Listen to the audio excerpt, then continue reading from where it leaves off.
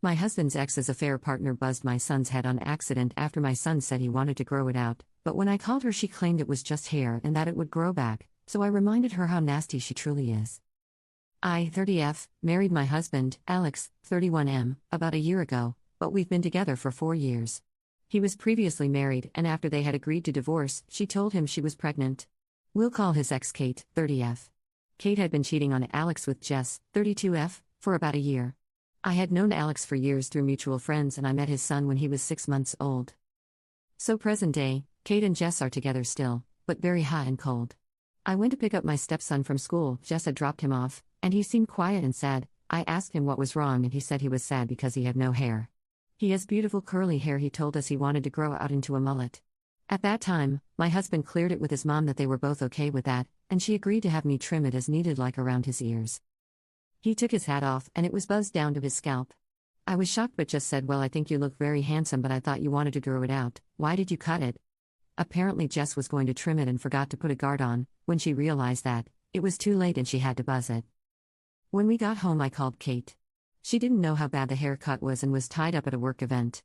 She suggested I make sure I get the whole story on what happened, so with her permission I went right to Jess after I called my husband, who was driving home from a couple hours away, and explained what was going on.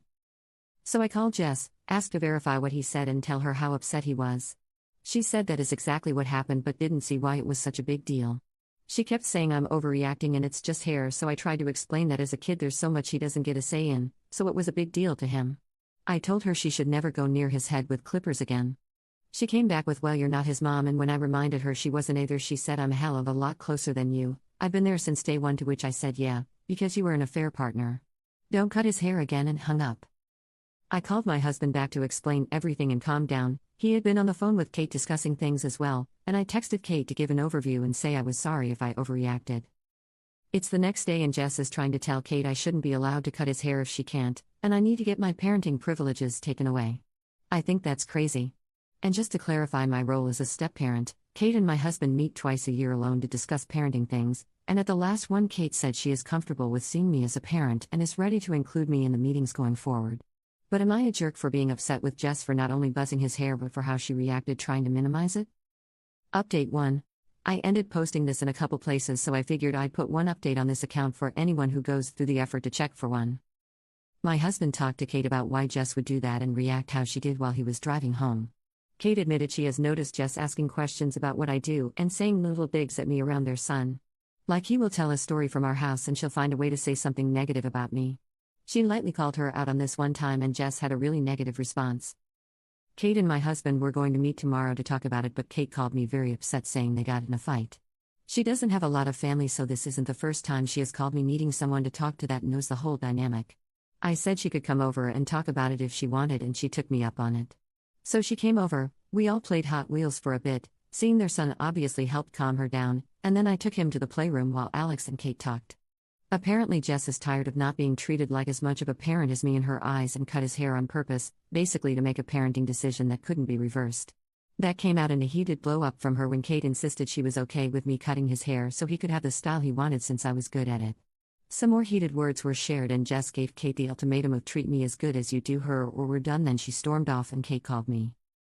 Next, Kate and Alex came in and talked to their son alone and asked some gentle questions about Jess while they played.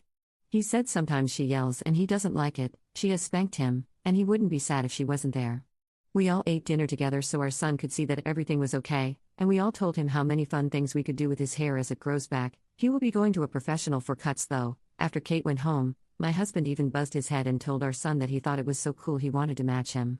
As of now, Kate is planning to end things for good and I sure hope it sticks. Update 2. I had no intention of posting another update, but I have gotten a lot of DMs asking if anything has changed, so here is a final update before I log out of this throwaway. Kate and Jess met to talk and I don't know everything that was said, but all I do know is that Kate then told us she would be filing for a restraining order against Jess and asked for my help because unfortunately, I have had to file for one before. Then, Kate and Alex met at our house and talked over what that means for their son, and that conversation turned into what my role is as a parent. Kate and Alex are now in the process of amending their parenting agreement, which frankly they said was overdue anyway because he's a toddler now and all these agreements were made when he was an infant and their divorce was really raw. They asked me if I would be comfortable being written into the agreement to have things like the ability to take him to the doctor, be a designated contact, and a next of kin if anything happens to them, etc. They will also add in guidelines for introducing future partners. A lot of commenters said I needed to back off and let the parents handle this. While there are things I for sure could have done differently, I spoke with both Alex and Kate and they both agreed they were thankful for how this happened and were glad I was the one who picked him up that day.